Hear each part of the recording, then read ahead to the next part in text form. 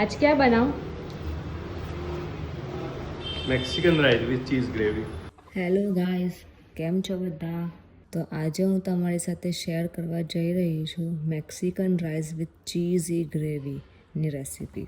આમાં પહેલાં આપણે એક પેન લેવાની છે, તેમાં બટર એડ કરો, થોડુંક તેલ એડ કરો. ત્યારબાદ તેલ અને બટર બરાબર થઈ જાય એટલે તમારે જે હિસાબે ગ્રેવી બનાવવાની હોય એ હિસાબે મેંદો એડ કરો. તમારે જેટલી ક્વોન્ટિટીમાં ગ્રેવી બનાવવાની હોય તમારે એ હિસાબે મેંદો રહેવાનો રહેશે. એને બરાબર સોતે થવા દેવાનું છે, પણ ધ્યાન રાખજો કે કાળો નહીં થઈ જાય. એને થોડો મીડિયમ રીતે સોતે કરવાનો છે.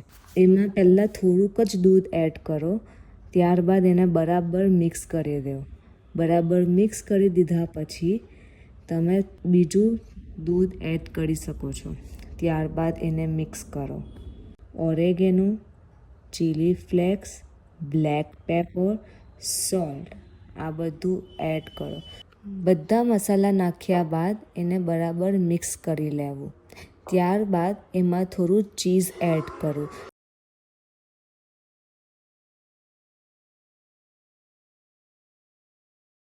કોથમીર એડ કરીશું. એમાં થોડા મકાઈના દાણા નાખીશું. એ ટોટલી ઓપ્શનલ છે, તમારે નાખવા હોય તો તમે નાખી શકો છો. હવે રાઈસ બનાવવા માટે બીજી એક પેન લઈ લો. તેમાં બટર અને તેલ બંને વસ્તુ એડ કરવાનું છે. ત્યારબાદ એની અંદર લસણ એડ કરો. લસણ એડ કર્યા બાદ એને થોડું સોતે થવા દો. સોતે થાય એટલે chilli flakes, black pepper, oregano add કરવાનું છે. એ થોડું સોતે થઈ જાય એટલે એમાં ઓનિયન નાખો. ત્યારબાદ ઓનિયન નાખીને તેમાં થોડું સોલ્ટ નાખો. સોલ્ટ નાખ્યા બાદ એને થોડું સોતે થવા દો.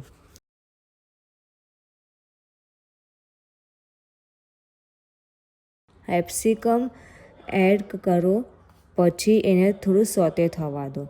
સોતે થાય ત્યાર પછી એમાં આપણે એડ કરીશું બ્રોકોલી. બ્રોકોલી એડ કર્યા પછી તેમાં આપણે નાખીશું મકાઈના દાણા, પનીર. પછી એને થોડું સોતે થવા દો. સોતે થઈ જાય એટલે આપણે એમાં રાઈસ એડ કરીશું.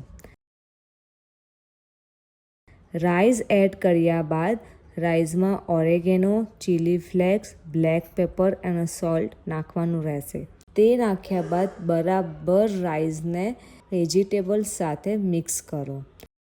રાઈસ બરાબર મિક્સ થઈ જાય એટલે તમારું મેક્સિકન રાઈસ તૈયાર.